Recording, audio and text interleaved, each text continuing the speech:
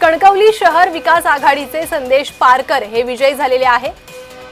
मालवणमध्ये शिवसेनेच्या ममता वराडकर विजयी झाले। पुन्हा एकदा वळूयात चर्चेकडे। अंकिता, निश्चित अरुणजी, मी तुमच्याकडेच येणार आहे सर्वात पहिले, कारण आता आपण पाहिलं की अतुल भातखळकर असं म्हणाले की मोठा भाऊ हा भाजपच आहे आणि महानगरपालिकेमध्येही महापौर भाजपचाच होणार।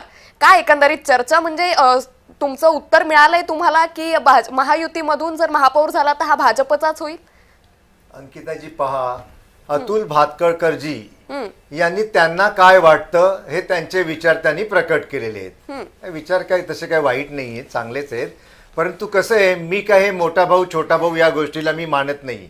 हा, मोठी संख्या त्यांना मिळाली आहे सध्या, चांगली गोष्ट, आनंदाची गोष्ट आहे, कारण आमचा तो भाऊच आहे ना, कोणी परक्याला तर मिळालं नाही। म्हणजे तुम्ही म्हणताय की तुम्ही छोटे भाऊ आहात? तर भाऊ, मी काय म्हणलं, छोटा भाऊ मोठा भाऊ या गोष्टीत काही अर्थ नाहीये।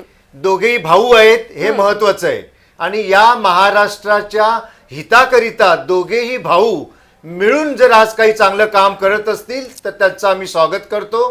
तेव्हा अतुल भातखळजी काय म्हणतात या गोष्टीला जास्त महत्व नाहीये।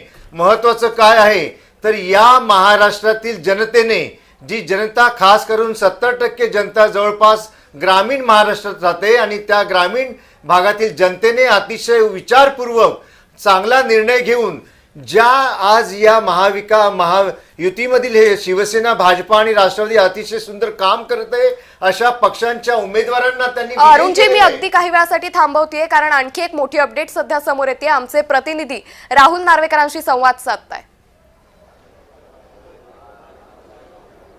नक्कीच आपल्यासोबत आता विधानसभा अध्यक्ष राहुल नार्वेकर आहेत, आपण थेट त्यांच्याशीच बोलूया।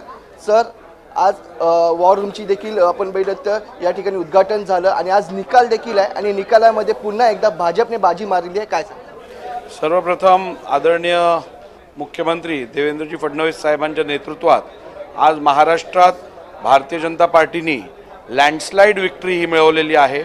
आपण बघितलं असेल तर सर्वात मोठा पक्ष नव्हे तर